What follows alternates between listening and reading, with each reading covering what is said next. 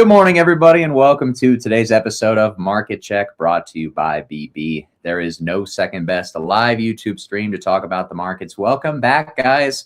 Happy Monday. Hope everybody had a great weekend. Welcome to the final market check of Q1. Kind of hard to believe when I say it out loud. We are March already, 2026. Rest assured, we're going to be recapping obviously kind of in this probably probably talk about, oh gosh, you're rugging really badly. So Tommy appears to be frozen mid-intro. Prometheus, can we just confirm you can hear me? Yeah, I can hear you. I think it's a StreamYard thing. I just got kicked, so. You got kicked. Okay, so you got kicked and Tommy is getting rugged live right now. That's not a good sign. We're off to a really, really rough start right now, but we're going to see if we can make a recovery from here. Tommy is completely and utterly frozen, but we are. So hopefully, let's just see the audience count real quick. Okay, we're live. No one's dropping off too much yet. Okay, we'll see what happens. We're going to run it and hopefully we find our stride. But yeah, guys, really interesting day in the markets. Still nothing is happening. We're just kind of chopping and ping-ponging, and that's a real shame. But this does sort of feel like, to me, the type of price action that you get when you get close to the end of a range, where it gets particularly scammy, where it gets extra choppy, where you see these crazy stop loss hunts like what happened last night, right? I think it was like an hour before the daily candle closed, we saw Bitcoin rug like 2 or 3K per coin, and then immediately scam back up to actually higher than the point of the sell-off. So we're starting to see an escalation in the degrees of, and Tommy's out now, into the degrees of the scam, which to me always feels like we're getting close to the end of a range, not, oh, we're going to just keep ranging, but just up the scamminess. Usually that means people are getting impatient, they're positioning a little bit more aggressively, and typically that can lead to a break of value. Stocks continuing to sell off a bit, relatively flat on the day.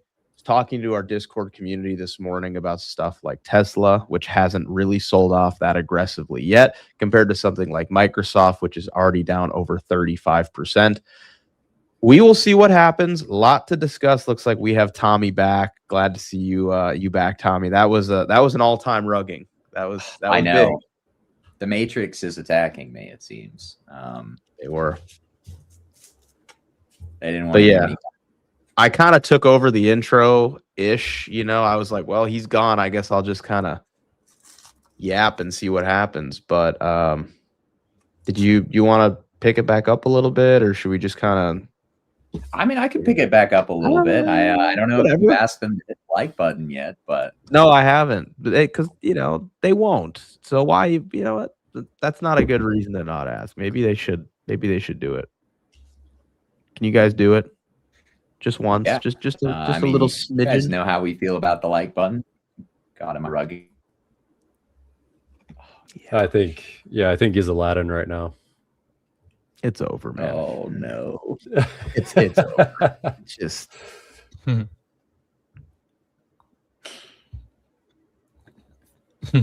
Oh well. So Tommy's a strategic investor, but not in a good computer. I always have to laugh that you guys live in a first world country, but have an internet connection like in Iran or something. They probably have better in Iran, man. I think Tommy's a different case than most, I don't know. Tell me about it. I will say, going to South Korea, I mean, the internet there is incredible. Incredible. Mm-hmm. Great internet.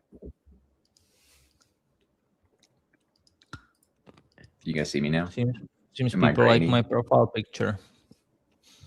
Yeah, we can see you now. Okay.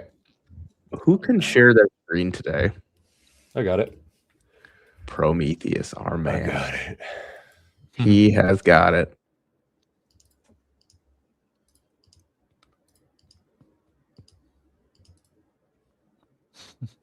Voila. Thank you, sir. Yeah, what a rugging last night or early this morning. This was, I mean, goodness gracious, or last night. That's the most blatant manipulation candle I've seen in a while. Mm-hmm. Yeah, that was crazy. Literally an hour before the daily close, weekly close, you racked the past 56 hourly candles in a single one to the downside, only to reverse it after. Yeah. The most blatant manipulation in a long time. I think I'm good now. They are they are not confessing. They are bragging. They're bragging. Yeah, that was pretty bad.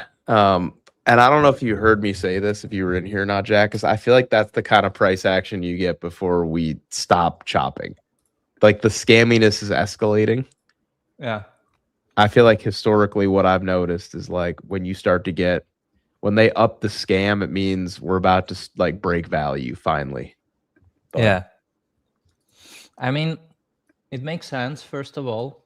I think people have a fatigue from all the news that we've been getting for the past 14 days.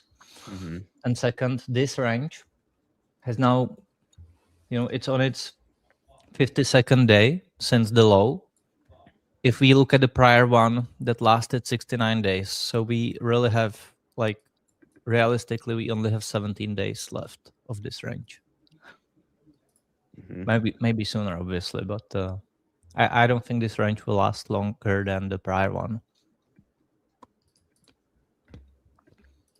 Yeah, the only range I can point to that's lasted way longer is like there was that ETH range. I know we're on Bitcoin right now. It was an ETH range that lasted like 3 months, like 2024. You mean after the sell-off? It was a sell-off, yes. So Yeah, it was, but it was like a bottoming range, right? So like, if right. we last longer in this range, It than in the previous was. I'll one, give you the dates. It was after the August 5th sell-off. Yeah. So August 5th to like November 6th.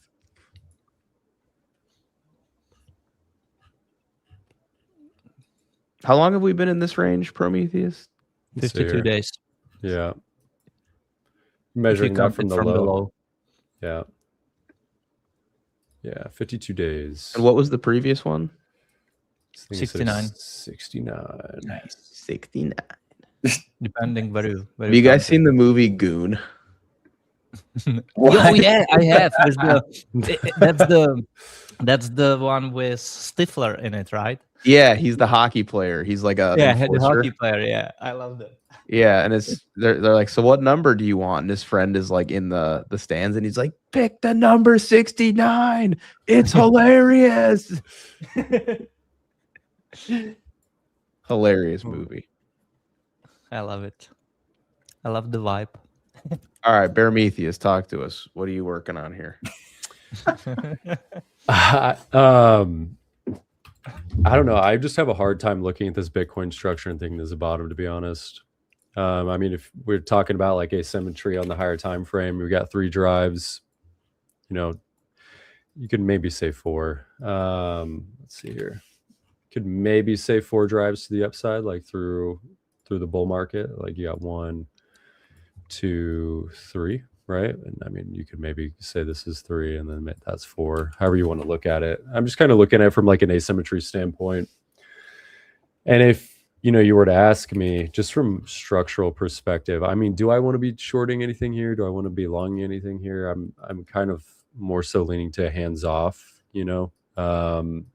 I haven't done as much granular, TA as I would like to feel confident from a, directionality standpoint, at least within this range. But from a higher time frame perspective, I point this out quite a bit, but market makers, they can't market makers cannot hide their footprints. They have to passively get into the market, and they have to passively get out of the market. That's just, they have too much size. Like, that's just, they literally have to. And if we look at this from kind of an historical perspective, if I were looking at Bitcoin, through the bull market, right? We were systematically leaving the highs. And the reason for that is they want to leave liquidity trails. Why do they want to do that? It's because they want to use less capital to move the market in the direction they please. And it's very obvious within this range that we are going to be going higher. Why is that? Because you're systematically taking out the lows. You can see these long wicks to the downside. What are the market makers doing? They're setting limits, and they're getting bids filled. And once they get fat and happy, they then, start pushing price to the upside. And all the retail liquidations, these people that were shorting the market then have to buy in, which systematically pushes the price higher and higher and higher until you finally get the breakout. And we saw this time and time and time again, right? Where same thing here. You saw kind of the accumulation at the lows, the long wicks, leaving the highs. What did we have then thereafter was the same thing, right? You had accumulation. Where did you come up into? Your highs. It makes sense that after, we accumulated, we came back up into the highs, and you need to create more momentum, to push price back above, to significant new highs. So what did we do? Same thing. You leave the highs and you're taking out the lows. You're getting, more passive bids filled in the market. Then you liquidate all the shorts on the other side. Now, what do we see at the highs of the market, or the top?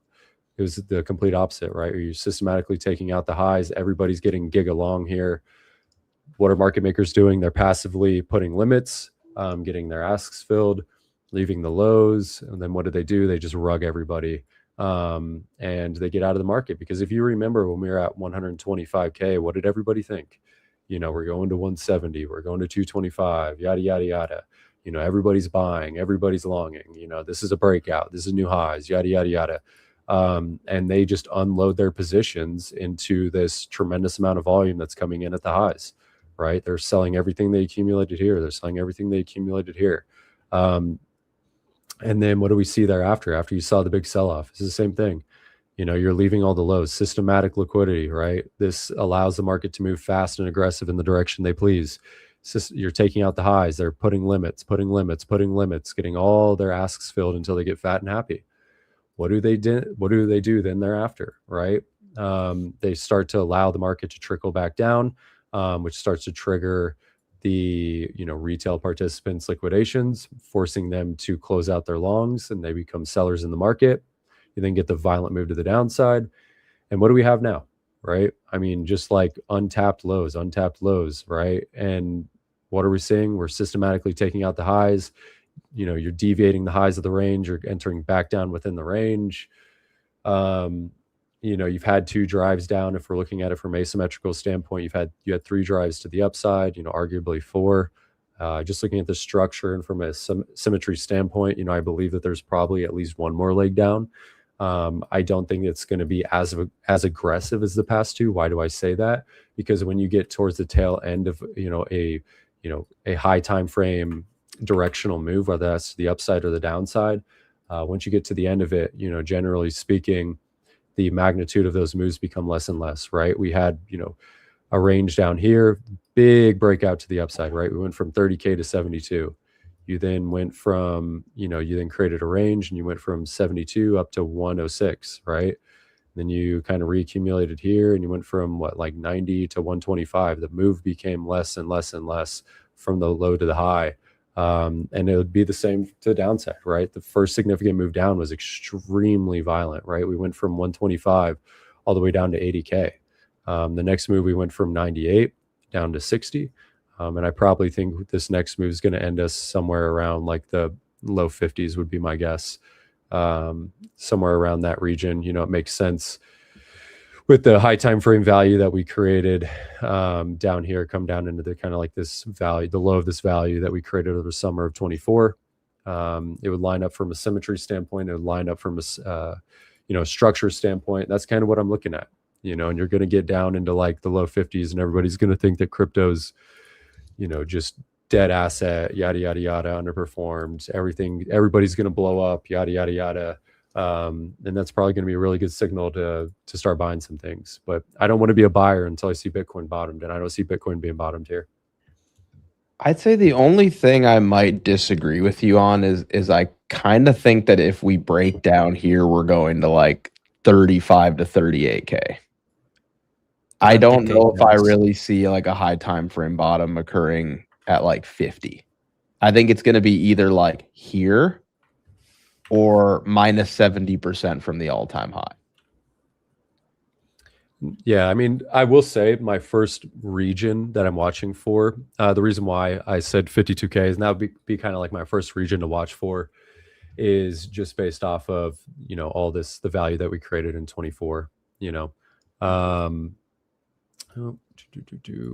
all the way over here, right? Come down into 60, and then you have like a yearly VWAP, clouds or standard deviation low kind of at like 52 and change. I would kind of watch for that. I look at this is, a very, very, very strong demand region right here, which is kind of what I'm watching for. And then, yeah, I mean, if you lose like 52 to 50, you're probably going to be encroaching then thereafter on this price action, which would make sense, right? And then backfilling down to like this inefficiency and probably doing some form of like retest at 30. So it's kind of what I'm looking at. He came back as proper Prometheus. I love Prometheus, man. I do. It's good. He's a calm bear. It's a fun time. It's a fun time when the market's going down. But I think that, like, just from a psychological perspective, and you have to be very careful doing this, but I think from a psychological perspective, like, if you want to wish the death on the crypto asset class, like, go ahead, be my guest. But, from the mindset and psychological perspective is, we've come down like 46%. At the lows, it was like 50%. And you'd think that for the most part, the meat of the move is probably over with. And I hate being in the mindset that, something's down 70%, it can't go down, another 90%. I think it's a very dangerous mindset to be in.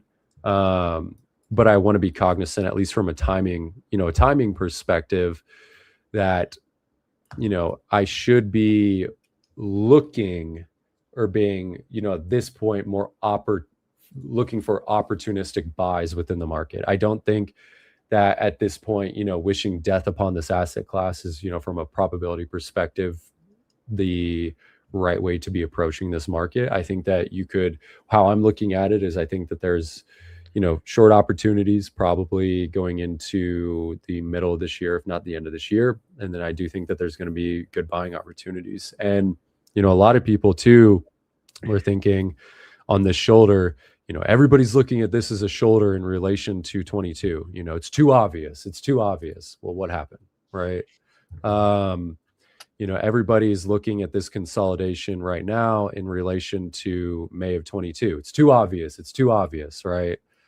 What's probably going to happen, and then I mentioned it, typically what you see in,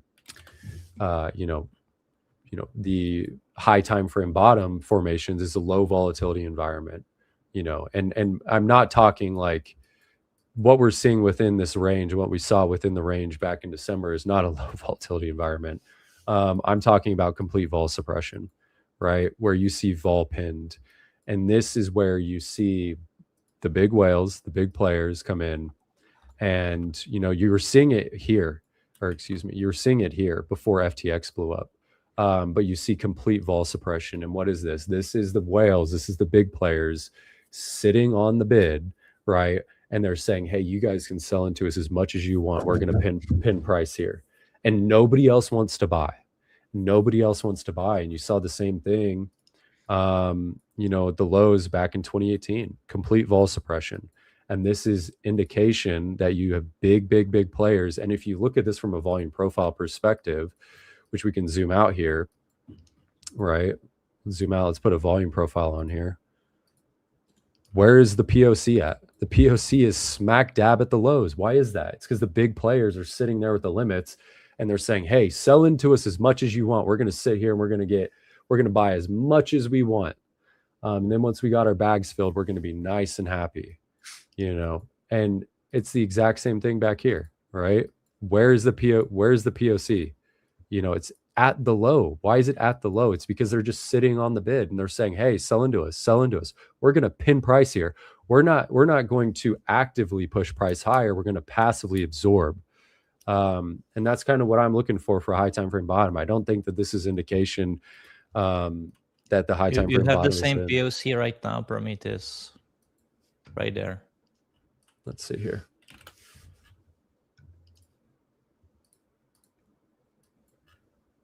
This?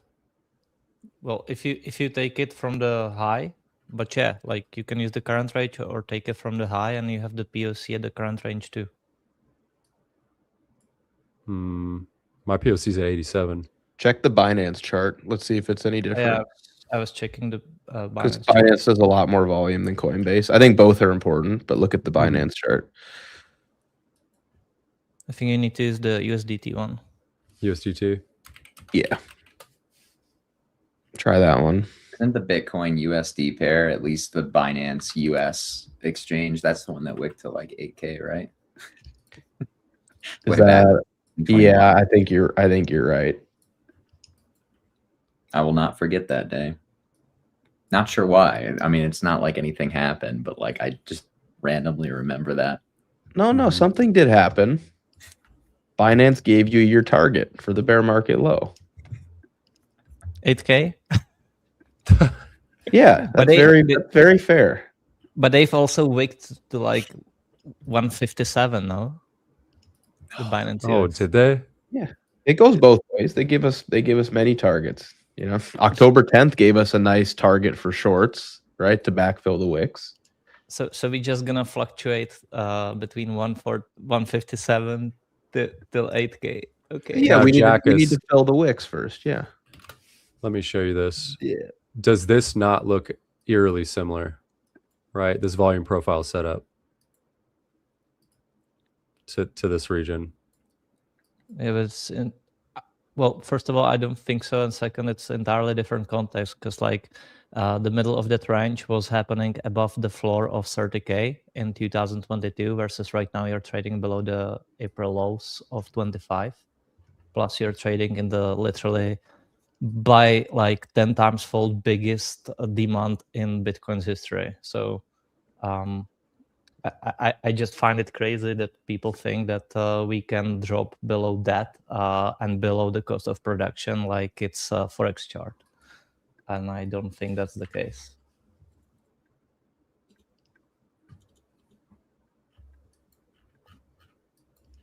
Yeah, I mean, if I see the volatility suppression, I'm game. I think it's going to be to the low is going to take time. Most importantly, that's what I'd want to see. If we do bottom out here, right, I want to see more time. I don't think that there's been enough time for this to be a high time frame low. It also, like, I agree, and this can totally happen as of right now still, what you have drawn. But we also have to keep in mind that this doesn't have to be playing out at all like a typical bear market, because again, I don't find it to be. Plus, lots of things have changed. That would be much longer discussion. But yeah, again, what you have drawn, the sweep of 60K is still possible, but it's definitely not required. And I think there are plenty of examples in Bitcoin and ETH history where we've bottomed on literally lows looking like this. And again, ETH's prior bear market is a prime example of this. I will say I think ETH looks a lot worse than Bitcoin here from a derivative standpoint. A lot of the buying down here has been futures based rather than spot. I have a tough time with ETH. I really do. Is much more positive on ETH down here than it is for Bitcoin.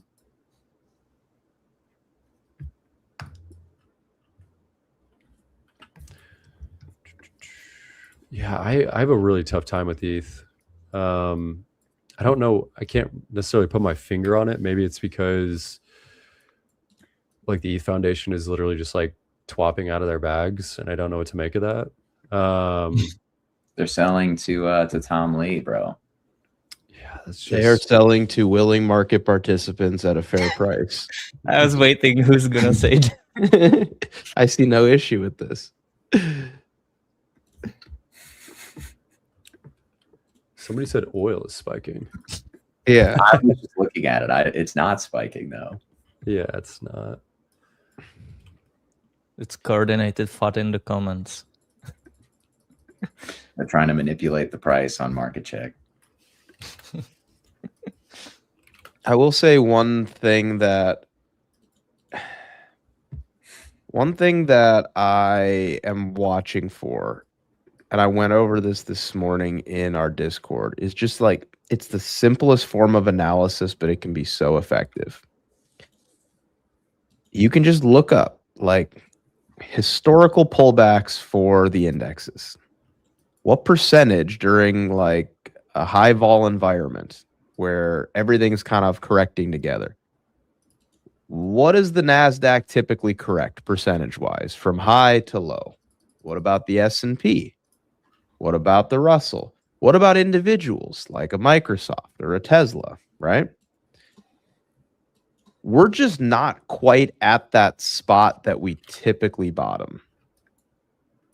And Prometheus, I actually have an indicator published. Maybe you could pull it up. It's called percentage retrace.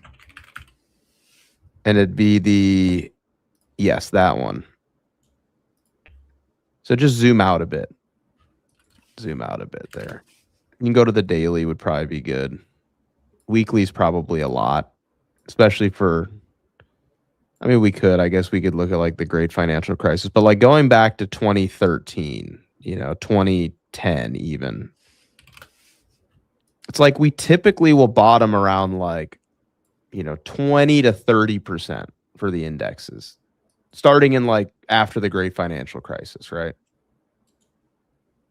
So in like the last decade and a half, we've typically pulled back to that minus 20 to minus 30% level.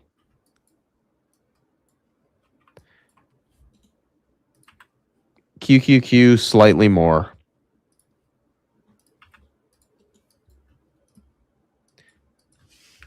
And it's just a really simple form of analysis, right? Maybe just zoom in so we're not looking at like the .com crash. There you go. Like that. That's like kind of the window we need, like more recent price action. Like I'm not going to go back and look at like Bitcoin's 2012 cycle. That's not really going to help me. Like things are very different. But to me, it's like, where have we bottomed in the past? Minus 20 to minus 25% for the NASDAQ. Usually we get some responses around these levels, unless we're like in a prolonged bear market. So that's just kind of my, I wouldn't even call it a concern. It's just like my reason for patience is like, we just typically don't put in like really solid concrete bottoms around this pullback level. But anything's possible, right? And by the way, this indicator is like, I published it open source for free. You can go and look at it on your trading view if you want. And it's just a really useful tool for figuring out like, okay, where do things typically bottom? It doesn't seem like we've really even pulled back that much. We haven't. And I've never seen a top that looks like this. I mean, that thing looks crazy. It's like almost too perfect. Yeah, I mean, it does look like a textbook top. Well, hang on now. I mean, I've never even seen a top that looks that rounded before. Like, it is textbook, but it's almost like too textbook. Like normally you get some chop and like some retests. I'm like, this thing is like a perfect C. I've never seen anything like it. In all my years of studying doomsday fractals with Tommy, I have never seen one this perfect before. Ever. It's definitely the smoothest rounding top. They haven't even pressured any of the highs, man. Like every candle is lower than the last one. It doesn't breach the previous high. I mean, That's it was crazy. No one's been pressured once this whole time. Yeah, it was systematic unwind at 7,000. Like once you got close to that 7,000 level, I mean, you just saw all the dealers just unwind their positions. Yeah. You know, we get this theta crush. That's really kind of where they've been hurting bears over the last few months, right? I mean, you mentioned it, Max. They haven't really run any highs per se, but they have been crushing vol. And I still think that at the most basic level, that's still kind of all you need to trade for this current market is like, all right, what is volatility doing? And volatility continues to just kind of slow grind higher. And I say this all the time, volatility is directly tied to market liquidity. So when market liquidity is declining, we typically do see volatility continue to rise. And why Vixpiration, specifically this quarterly Vixpiration and OPEX about a week or 2 weeks ago was so important was because most of the underlying bid that we've seen under equities for the last few months has been, it's basically been just people shorting volatility or buying structured products that inherently short volatility. And now that that bid has left the market, I mean, we're seeing the way that individuals have traded since then, right? Like you mentioned Microsoft at the beginning of the show. What is it, down like 35% from the highs? Still, you know, really struggling to catch a bid, made new lows. Meta obviously puked 10 or 15% last week. And just, you know, like all of these individual names throughout the market, like NVIDIA today has bounced, but it's a pretty anemic bounce. There's not like that supportive flows in the same way that we've had. And so now we're just getting like this slow drip occurring on all of these individual names across the market. And I do think that it's going to find its way into the index level at some point in a more meaningful way than it has already.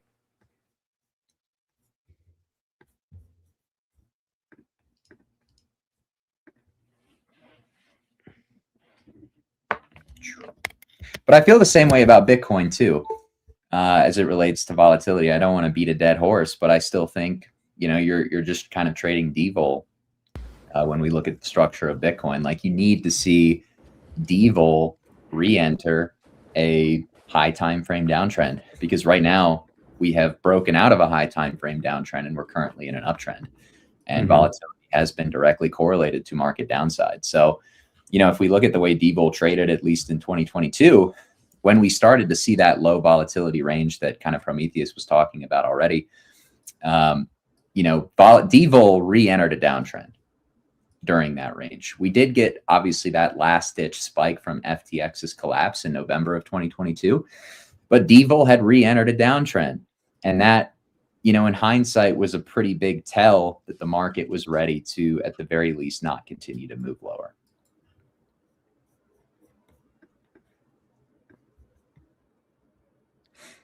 Yeah, it's interesting looking at devol. I mean, it's essentially like completely flipped. And by that, I mean, like it's starting to break out of like a multi-year downtrend, which is a little bit spooky, I will say. Like if you overlay Bitcoin underneath that devol chart, you'll see what I mean, where, or I guess on the same one, that works too. But there have been times when, you know, like you see volatility rising and Bitcoin appreciating. And that was a regime that we were in for quite some time.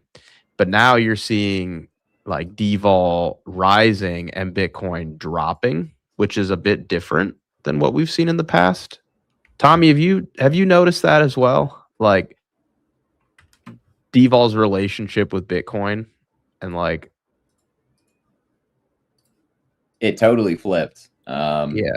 Like the skew that it moves. The 10-10 candle was basically like, it was symbolic, right? Not just because of you know, the crazy wicks that we saw in altcoins, but because it basically like unpinned a multi-year volatility regime. Yeah.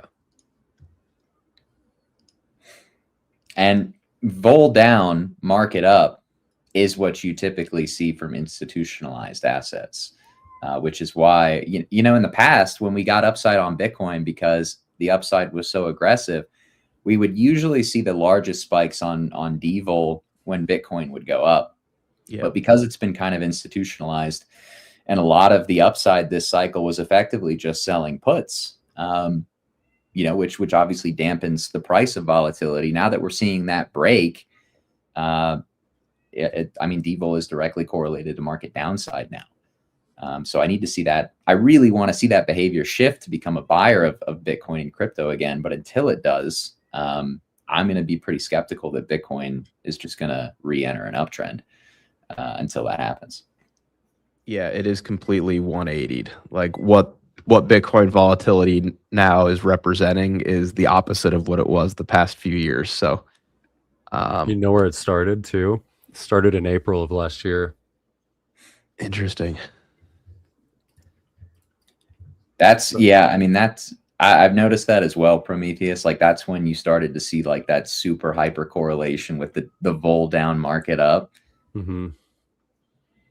And yeah, I guess there really wasn't that much more to extract from that part of the uptrend at that point, outside of just kind of selling puts. Yeah, I mean, I think a big dampering of this cycle has actually been IBIT.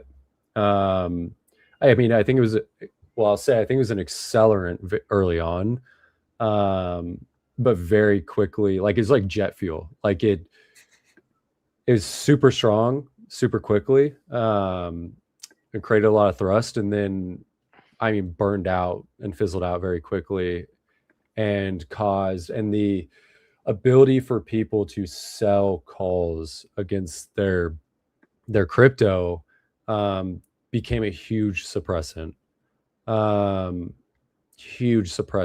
one that we had never had before in any of the other cycles, that created a lot of systematic sell pressure that was just not there before, you know. And I think Levinson had talked about it, but you're essentially, like when you're selling the calls against the coins, right?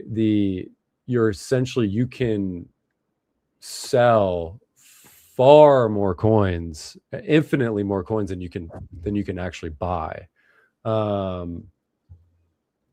which is an inherent issue. Naturally, it's basically the whole crux of like the paper Bitcoin issue. Yeah. Imagine a world where only spot Bitcoin existed and there was no perpetual futures or derivatives markets, and like Bitcoin truly just had a supply of 21 million and there was no paper Bitcoin. We'd be over 1 million already. 100% we'd be over 1 million. I mean, people would just be scooping supply. They would never be touching it, but instead we have to overcomplicate things with derivatives markets so bankers have a product to sell. I mean, it's definitely crippled the market, like all the games that have been played around it. And that's why we don't trend the way that we used to. It's because there's so many layers, so many derivative layers now, where people are more interested in generating a yield derived from the volatility of this asset rather than actually owning the asset. So you don't love yield, Max? What'd you say?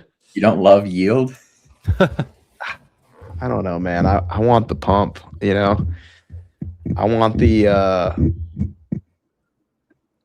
I just miss the like, oh yeah, Bitcoin can easily be up 20% on a random day for no reason, you know, and just like trend really hard for a week. I miss that. Now it's just like, ooh, like complex, like multiple drive liquidation pattern printing, and like the funding on this exchange is this, while this exchange is this, and if we like arbitrage the funding, we can yield like 3% APY, and ooh, the order book depth on here is telling me that like on the 5-second time frame we should pull back 1%. I'm like, dude, what happened to crypto? Bunch of freaks, dude, bunch of freaks. You have to play the liquidity game, brother. Have you not been playing the liquidation game? I mean, honestly, I'd rather go golfing and just not be a freak. But it's like, dude, shut up about your like. It actually, like, this is one thing that actually gets me worked up, is just like how destroyed crypto, like what an empty carcass it is compared to last cycle. I just miss it. That's all. I just miss it. It's like you know, those movies or shows where they have like the hero with his uniform hanging up in the closet and he won't put it back on. Yeah. The city needs you.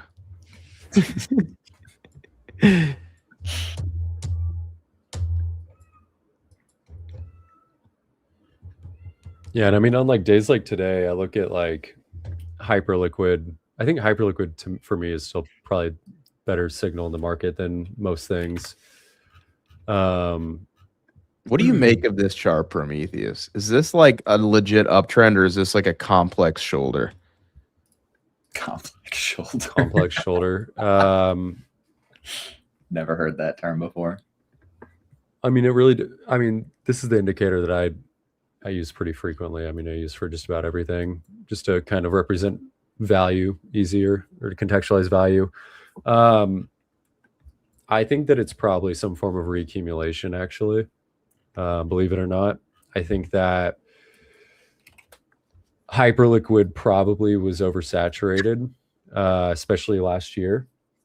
You know, everybody talked about Hyperliquid. It's the next greatest thing, yada, yada, yada. There's only 11 employees. Jeff is the go. Jeff, have my babies. You know, it was, you know, I mean, everybody was talking about it, right? Yeah. Yeah. And I think that what happened last year was probably an oversaturation within the market, or at least for this ticker, locally speaking.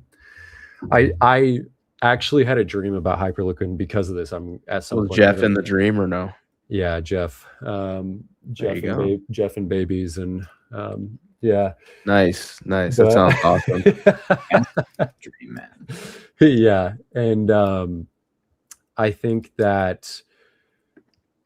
Well, I dreamt about Hyperliquid, and my dream of Hyperliquid was that it was over $150 per hype, and I kind of took that as like some form of like prophetic dream, and you know, was telling me that I should probably look to scoop a lot of hype, just as a long-term hold.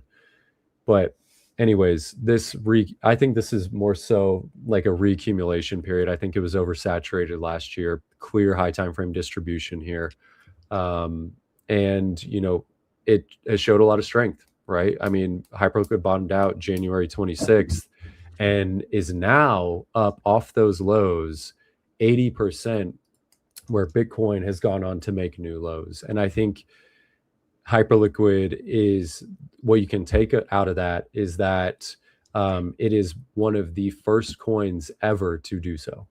One of the first coins ever to really decouple itself from Bitcoin in a major way, right? And we're not talking about some shit coin that's, you know, 10 mil market cap and some bro just shielded on, you know, his Telegram group, and, you know, it had an exit pump. Like, Hyperliquid is a big name. I think it's like number 14 or 15 on the list for market capitalization, and it's a big player, and it's decoupled itself. You know, they continue to make waves, they continue to generate a tremendous amount of revenue, and because of that, you know, I think that we're in this decoupling, we're in a form of reaccumulation, you know, and I think the reaccumulation, unlike what a lot of people are used to, which is like a rounded bottom, you know, the low volatility regime I was talking about with Bitcoin, but is rather going to enter into a reaccumulation phase that is an uptrend, right? And that's something that a lot of people don't recognize, is that reaccumulation phases can occur, you know, through these steady uptrends. And, you know, they're doing a fantastic job. You know, if I'm looking at it here, I mean, you have high time frame. We came perfectly up into our high time frame resistance, being our previous quarter VWAP highs, rejected right off of that region. It makes sense that you probably set some form of higher low here. I do not think the Hyperliquid makes another a lower low, that being lower than 20. I do not think that that's in the playbook at this point. I think that if it was going to have, if it was going to do that, it would have already done that, especially alongside Bitcoin weakness. So I do not think it makes sense to be bearish on the strongest name in the sector. It's stronger than Bitcoin. It's literally stronger than Bitcoin. And decoupling, though, that's famous last words. famous last words. But like I said, I mean, sure, could it have some form of catch up to the downside? I mean, locally speaking, yes. But I mean, what I'm looking at is probably some form of higher low, you know, probably come down into like 30. And I think looking for some buys around the 30 region probably makes sense, because I'm expecting it to be, you know, probably rotational and ranging within, you know, 43 to 30 as of right now. If you kind of start breaking below, you know, 29, then you can start talking about the low at 20 getting targeted. But until then, like, it does not make sense to be looking at that, in my opinion.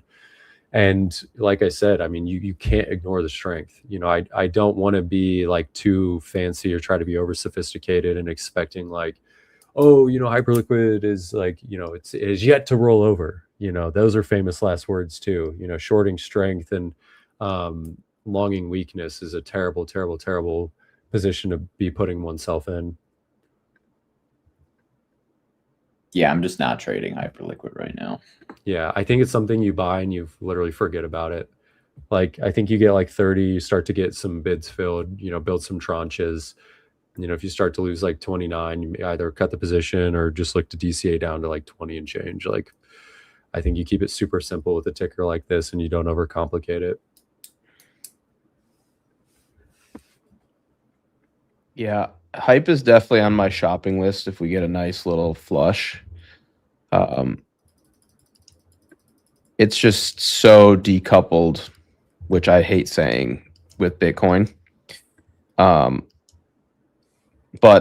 I have seen this before for like small periods of time where something looks really decoupled, and you know, I know Hyperliquid is great tech, right? That's the difference. But I have yet to ever see true decoupling last.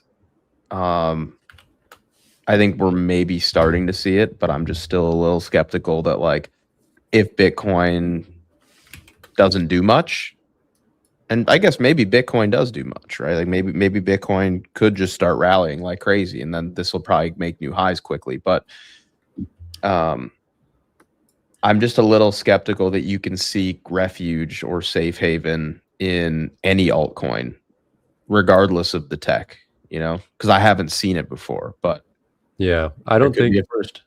Yeah, I agree. I don't think you should be like seeking like a safe haven or refuge in coins right now with how Bitcoin looks. But I think how one should be looking at Hyperliquid is like, if you believe in this asset class at all, like, this is the #1 name outside of Bitcoin, in my opinion, to come out of crypto, at least as of right now. Like, I mean, Ethereum is, you can argue it's failing or not failing. I think it's failing. You know, you can talk about Solana, whether it's failing or not failing. You know, you want to talk about revenue, you want to talk about like real cash flow. I mean, Hyperliquid has made more money than I think any other name outside of, you know, raising capital, than any other name. Is there a price where you would maybe question the idea that it is the only good thing in crypto? Yeah, I mean, like, I just want to play level to level, if I'm being honest. I hate the marrying the bag kind of thing at this point after what happened this cycle with altcoins. But yeah, I would generally just want to play it level to level, if I'm being honest. Like, do I want to buy right here after we just rejected off of like a high time frame resistance? Absolutely not. I actually bought a little bit of Hyperliquid and virtuals before I left on my trip as like a hedge to being primarily in cash and having some short positions on.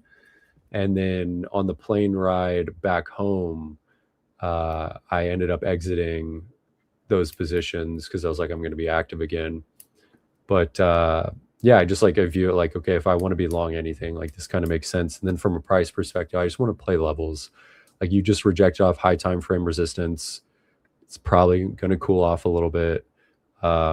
Like I said, rotational from between, you know, 42, 43 and 30 roughly, you know, rotate between the value that we've created up here, you know, set some form of higher low in, look to long this region.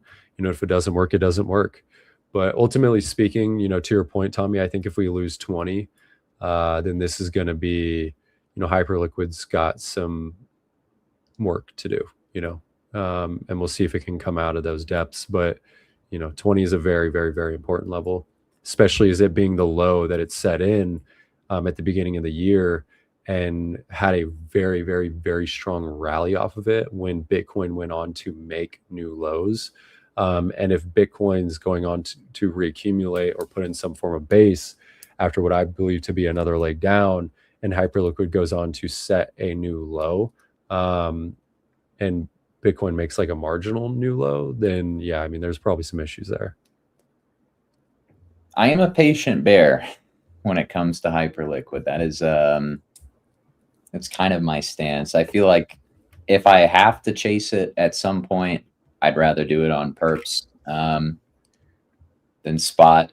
Ironically, a ticker that you were talking to me about, Prometheus, is kind of my blueprint for hype from here, which is PNC. Mm-hmm. It's kind of what PNC did. I'm gonna keep beating the dead horse, but like the 2008 analog for crypto, I think is quite salient, and so I'm viewing hype kind of the way that PNC was trading August or September of 2008.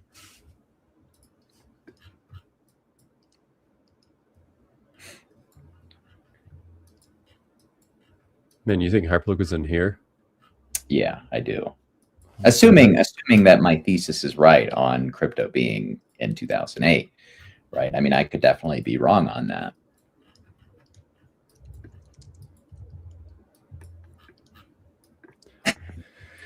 Regional banks blow up. I mean, it would be the equivalent of them, like, what, banning all DEX platforms? I think there's a liquidity squeeze coming for markets still. I mean, it's just kind of been like the slow motion train wreck for months now, and I think that it's coming to a head. To the chat's point, should we all just be max bidding Tron and just walking away? I have to respect the just crazy strength out of Tron. Like, what is this chart? I have stopped trying to make sense of it, to be honest. I mean, I can tell you what it is. It's actually very easy to tell you what that is. What, crime? Yeah. I mean, is this your guys' first day on Poopdo Street? I mean, this is crime. There is no second best, for the record. Clearly. There really isn't. He has managed to single-handedly weave himself into DeFi, Tether, Bitfinex, Chinese whales, his own exchange. He's the GOAT. What's his exchange name again? Wobie. Wobie, that's what it is. My only explanation is that he has so much stuff on other people that they won't take him down. Yeah. He's the Epstein of crypto, man. He's got pictures of everybody, and he's like, "You will keep Tron elevated." You hear me? Yeah, and they do it.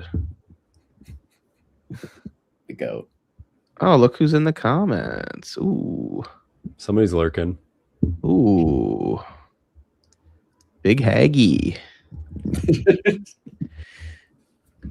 Come on, Big Haggy, start the show when you're ready. Remember that guy? We'd be like in the lobby before the show talking, and then some guy, I can't remember. Maybe you're in here. You big. It's okay, Big Haggy. Like, start the show whenever you're ready. Go ahead, Haggy. It's just so funny. Oil to 500, VIX to 1,000. Oh my! Wow. I've seen some VIX predictions. Break the VIX chart. I've never seen a VIX to 1,000. They shut the market down for like a year if that happened. that would be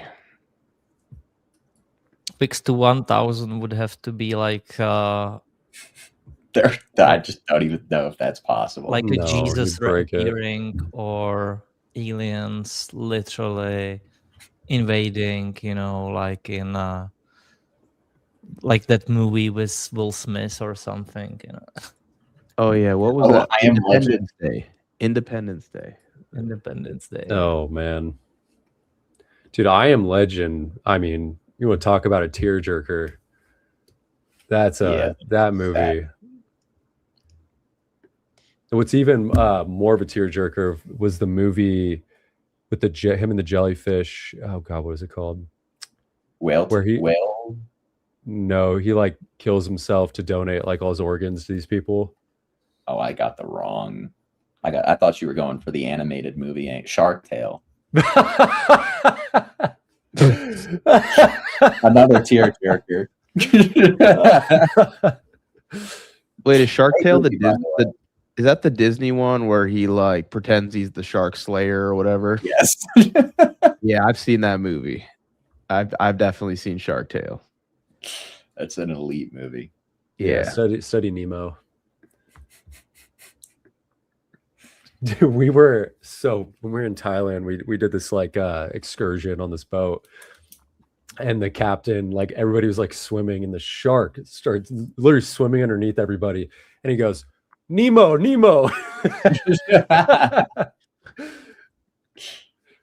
Pay no mind to the shark beneath your feet. Yeah, he just says Nemo, Nemo. We called him Captain Jack Sparrow. He's just slamming kratom and whipping a speedboat around the islands.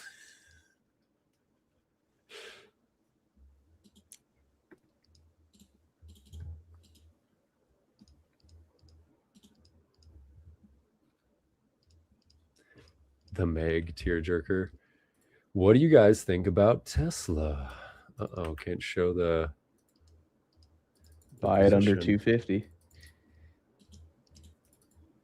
Or don't buy it.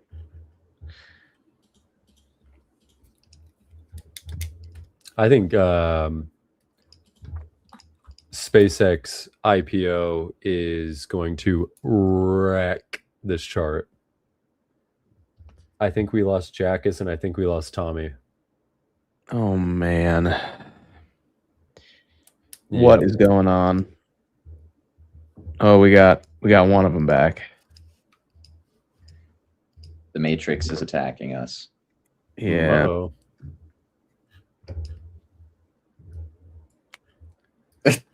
I love that the response to Tucker was just to post the Chiefs record. It's not Wait, they weren't about even it. 9-7. They weren't even good enough to get 9 wins. Oh, really? Sorry, Tuck. Now, didn't the Chiefs finish like 7-10? I don't even know. I stopped watching after Worse. I forget what game it was. I stopped watching. I watched one game and I was like, this is horrible.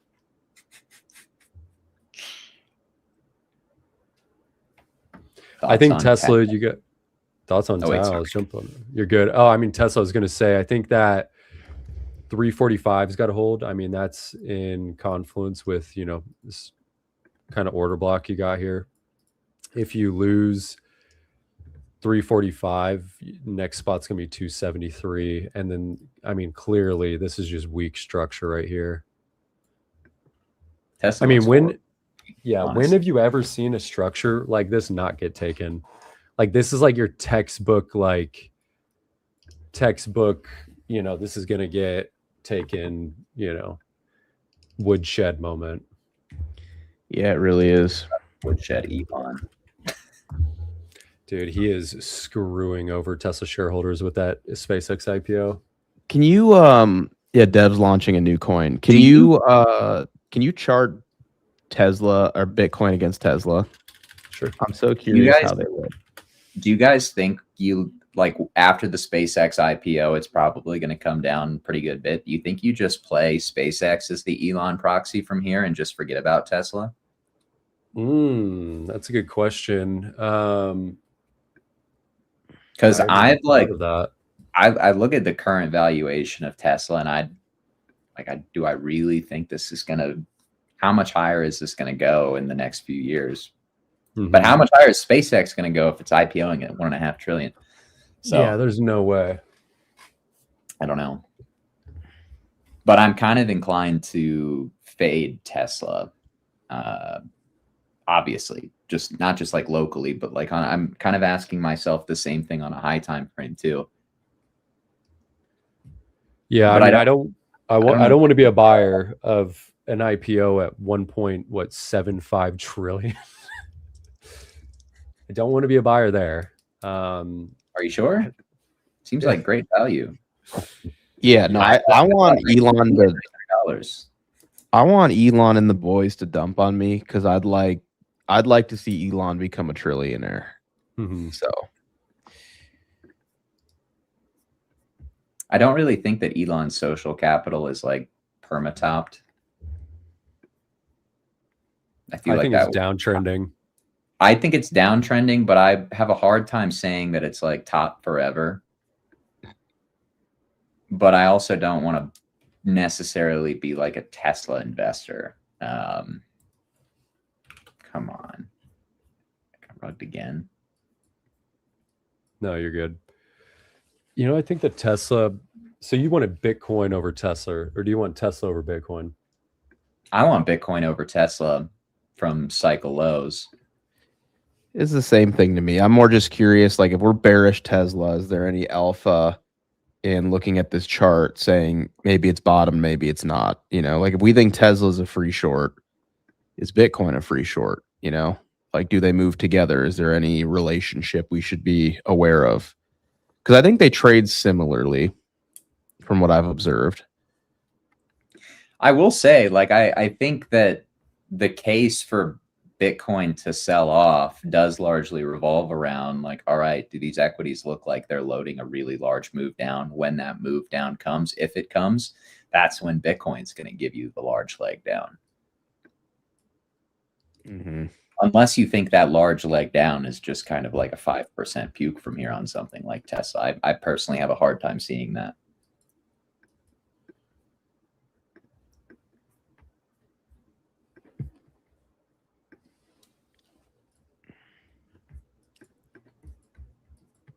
What is this? Will revive. This is a core weave. We absolutely slaughtered some shorts in this. Shorted it from up here all the way to down here. That's a schizo chart, bro. Mm-hmm. It's like a mix of Nvidia and Bitcoin miners on like crack. I was about to say it kind of looks like the inverted D-vol. Mm-hmm. Yeah, and so I mean it's just a garbage company. I'll just leave it at that.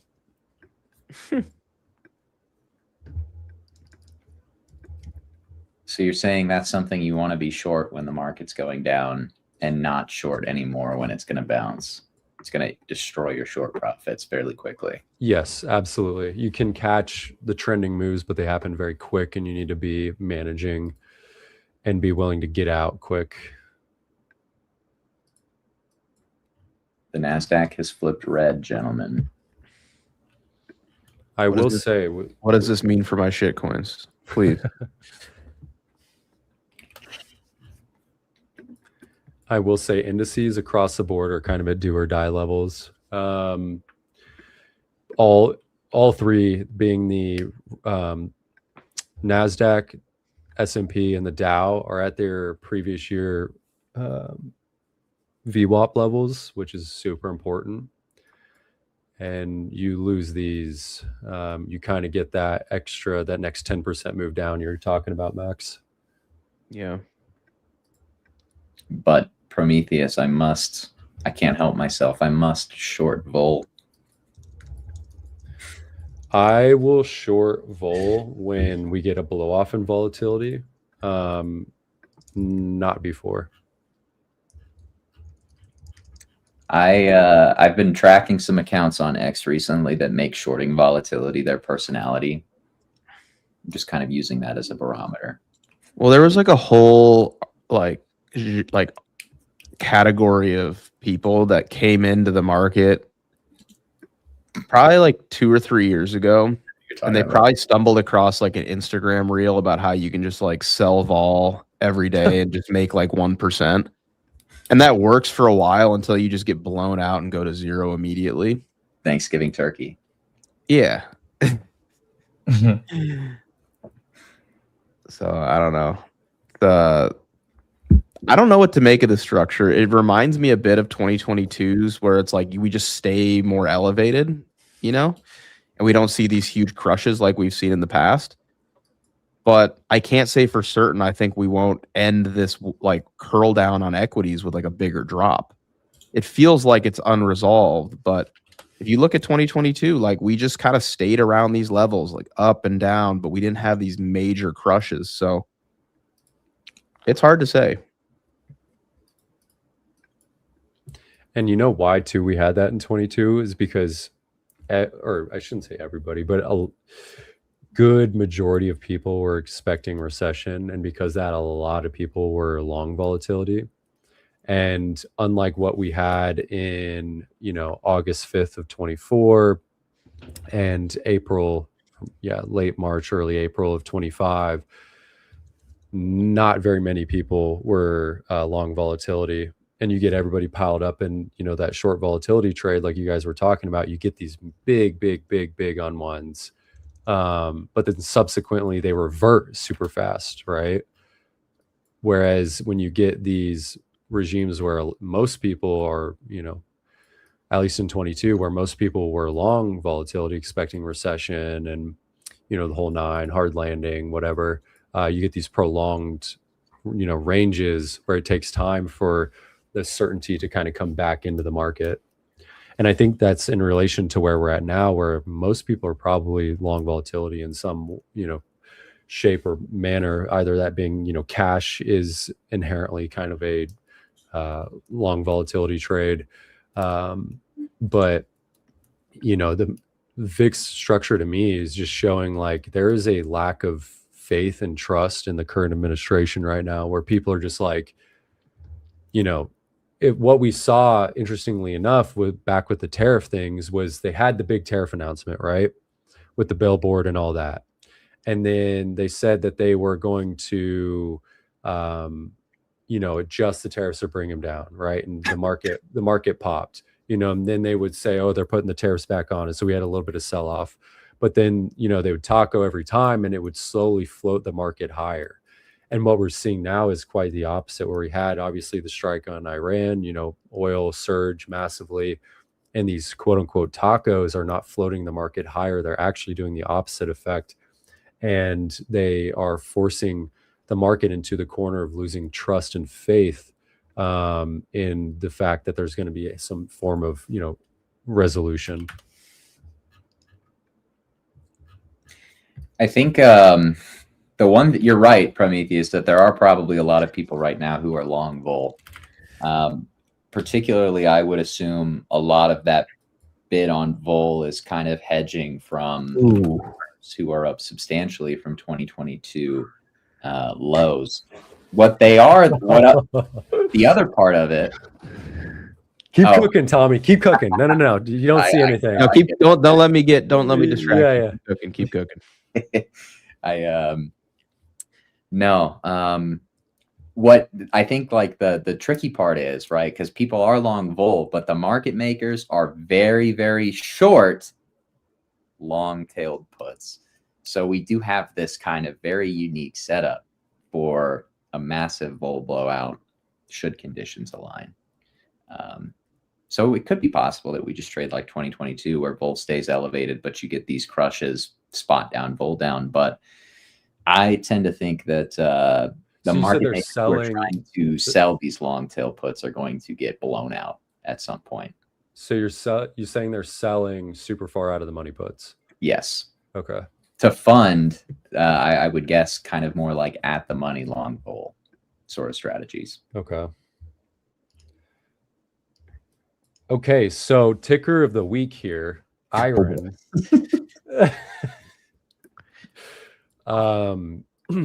Death and destruction is going to ensue. I mean, you want to talk about a fragile structure? My goodness. But Prometheus, I mean, there's a very prominent individual who you really respect and love, who's very bullish on this ticker. Yeah. I mean, price He's is a good ultimate friend. arbiter of He's your truth. pal. Yeah. Yeah. No, I mean, we had super similar viewpoints when Bitcoin was at, 95. We had super similar viewpoints when MicroStrategy was at 200. We had super similar viewpoints when Iron was at 45. And unfortunately, those viewpoints, or I shouldn't say we had complete opposite viewpoints. And,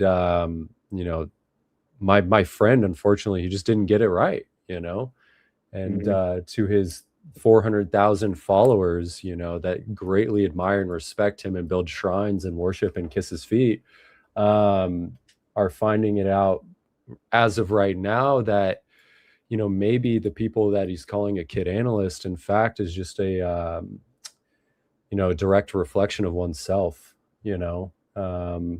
so. Interesting. It's interesting. Where's your target for this chart? I mean, you lose 32, I mean, these are the levels I watch. Same with the other tickers, unbiased opinion. You lose 32, except below that, your next spot's going to be $10, $11. And I'm sure So if you owned like, mid to upper 8 figures of this chart, like how much would you be down if this went to like $11? I mean, you'd be down 60%. Really? Yeah. And I mean, I've seen a lot of people that have put, significant portion of their 401ks and retirements into this ticker, expecting, Valhalla and greatness after it already had its parabolic move. And I hate to say it, that, unfortunately you will probably get some form of repricing. I actually don't think that you hate to say it. I kind of feel like you like to say it. Am I? No, I hate to say that people are going to lose money. Like I genuinely hope that, I wish that people would never lose money. But unfortunately, the matter of fact is this is the market, and that's just not the case. But what I don't like to see is, I don't know if it's like a denial or what, an acceptance that, hey, maybe this is probably going lower and maybe that there is value in looking at charts, Squigglies don't count, Prometheus. Yeah, I guess not. But every prediction that him and I have differed on, is unfortunately, or I should say fortunately, gone in my direction. So what that chart looks a lot like to me is Blackstone. Yeah, it looks a lot like, was it Blackstone's BX.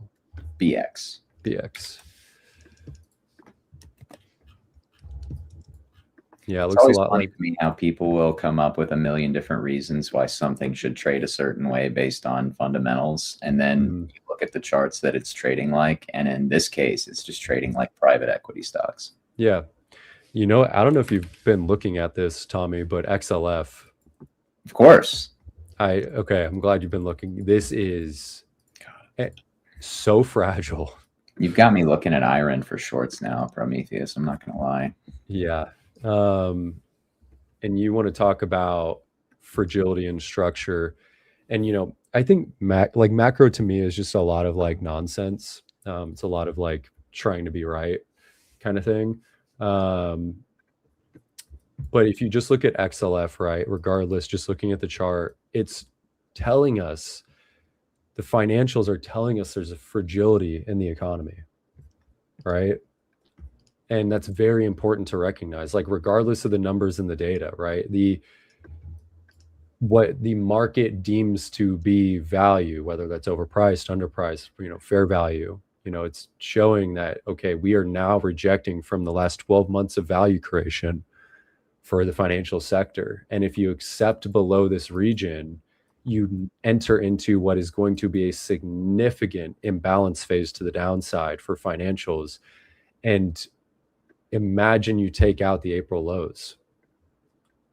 I can imagine. I'll tell you what XLF looks like a little bit with this little bleed is Meta before it gave a very big puke last week. Because Meta is what? How close is that to trading near April lows? Oh, it's the exact same thing. Yeah. How long before the XLF gives you a candle like Meta just gave you? I think we're just seeing all of these individual names start to drop like flies. Yeah, honestly. I agree. And I mean, to the point where we're just looking at the financial sector, you know, the financial sector just losing or is looking to lose its previous year VWAP low, which, you know, a rejection from last 12 months of value. The market now deems that, you know, the current price is overvalued, which means we enter into an imbalance phase, or you need to go find new value lower, which is exactly what Meta just did. Meta just lost its previous year VWAP low. What happened? You then entered into an imbalance lower, and you need to go find new value lower. It's going to be the same thing for financials if it loses that low. Financials is the drag on the Dow. So, yeah, I saw it. Uh-oh. Welcome back, Big Sal. Welcome back, brother. Wait, is Big Sal back? Yes, sir. He's no way. What does that mean? Sal, you want to come up and talk about those predictions, brother? Have to do it another day this week. Yeah, I think we're coming up on time. Too late.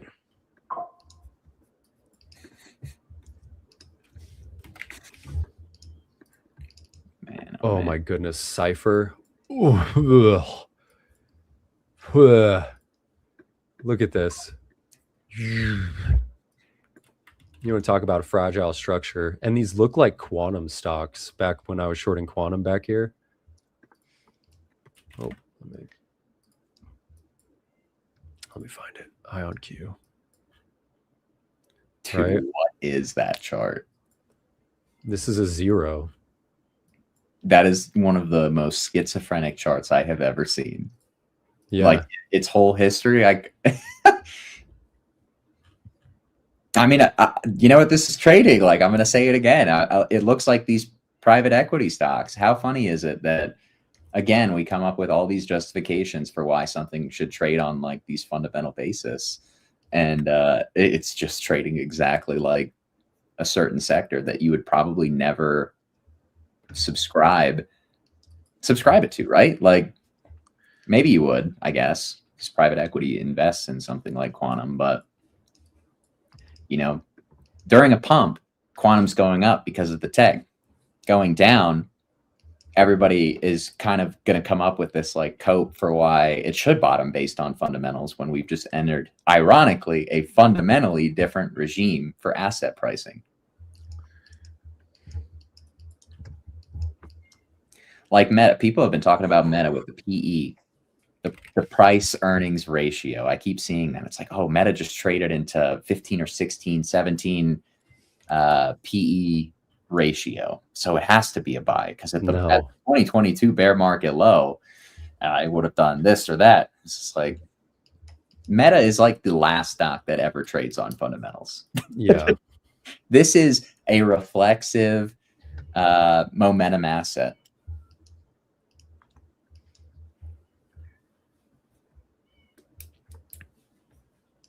Something I shorted too the other day, which I need to update the Discord on everything, but Oklo to 0.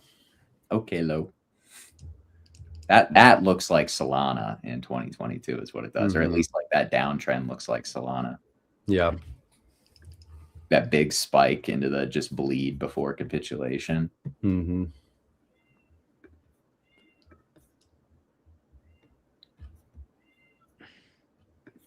2022 is a lesson for everybody, but for most, not in the way that they thought. Dude, Bitcoin miners might be a giga short. I mean, this is the Bitcoin miner ETF. Look at this complacency. What do you think about? Did you see that Mara sold a ton of Bitcoin from Prometheus? Yeah, I did see it. I don't hate the execution. Or excuse me, I don't hate the idea. I hate the execution. CleanSpark last cycle sold their Bitcoin like damn near at the highs. And people clowned them for it, right? But it freed up a ton of room for their on their balance sheet. That way, going into this cycle, they could grow at the rate they did. And I wish that if I was a shareholder of them, I would have wished that they would have done it sooner. But to be honest, the Mara selling their Bitcoin is not the worst idea in the world, in my opinion. And I think being more active from, a management standpoint is that I think it looks very good. And a lot of the miners got, complacent and stuck in the idea that, Bitcoin mining was the next greatest thing. And then what happened is you saw, some of the names like Iron and Cypher pop off because they went into like the cloud, and compute and all that. And they were flexible. And because of that, their, share price reflected that and, went parabolic, and the other ones, stayed stagnant. So I don't hate the fact that they're selling their Bitcoin from that company viewpoint perspective, but I think it's probably the beginning of what's going to be a lot more companies selling their Bitcoin on their balance sheets. And I don't think people are really pricing that in, because the idea of this entire cycle has been the idea that, these companies are going to buy and hold this Bitcoin forever, and we're going to ride off into the sunset, and it's going to be all, fun and dandy. And people are probably, especially the shareholders, are probably going to be getting a rude awakening. I thought it was interesting too. I mean, I remember talking on the show, and I didn't even realize we were going as long as we have, so we can start to wrap things up here in just a second. But I remember talking about it with you guys a few weeks ago. Jihan Wu, ancient Bitcoin whale. Yeah. So very few. Truly few understand Jihan Wu. Study the ancient Chinese whales, guys. But yeah, Jihan Wu, his mining company sold all of its Bitcoin around like 65 to 70K. And people don't realize Jihan Wu is smart money. So to me, I'm like, all right, well, we're seeing smart money sell Bitcoin at the current prices. And I think that's maybe being misinterpreted as a capitulation from big players, right? Like Mara potentially being another one. And I'm kind of viewing it like, well, it's like what Prometheus just said. The mining business is probably not going to just be as easy as mining Bitcoin, holding that Bitcoin forever, and then just making grillions of dollars. There's probably going to have to be some active management in between. So I find the fact that you have a miner as big as Mara selling Bitcoin to be very interesting. Very interesting. But only time will tell. I am kind of on board, though, with the idea of like a miner short. I don't know what those puts look like. I'm sure IV is sky high, but I like the idea. And I think there are some Bitcoin miners on, I want to say there are some Bitcoin miners on Hyperliquid perps now. So maybe that's a move. I'll have to check that out. Yeah, there should be. Sorry, my cat was freaking out in the background. I didn't know if you guys could hear it. I was going to say, it wasn't my cat. Dude, he is freaking out. He's like terrible separation anxiety. We're getting him some Xanax here this week. Oh my. I mean, it's bad. Like it's bad. Yeah. All right. That's probably a good spot to wrap up the show, guys. Thank you for tuning in, as always, to our final show of Q1. Kind of hard to believe how quickly this quarter went by. I know I say that a lot, but I mean, I feel like this quarter in particular, I'm kind of like taken aback by how quickly we are already at the end of March. Regardless, we will be back for another episode on Wednesday, our first episode of the second quarter, of course, somewhat self-explanatory. But a reminder that we do Market Check live throughout the week when the New York Stock Exchange is open on the following days. Monday, Wednesday, Thursday, and Friday. You guys can expect to see us bright and early at that. I guess it's not that early if it's Eastern Standard Time, but it just depends on where you're at. 11:30 a.m. Eastern Standard Time. That's typically when we go live here on Market Check throughout the week. But also make sure to finish up your day with Market Talk, hosted by the legendary King Wabi, and through the Because Bitcoin account on X. So that's where you can find the space going live. Make sure to stay following and subscribe to both Wabi as well as Because Bitcoin on X, so you can be notified not just when we schedule those spaces, but of course also when we go live, which is typically around 3:30 to 3:45 EST. So see you guys there later this afternoon for some entertainment, some alpha, and all those shows throughout the week. But thanks again, everybody. Have a great rest of your day, a great rest of your March. And yeah, we'll see you guys on Wednesday. Thanks again, and stay safe.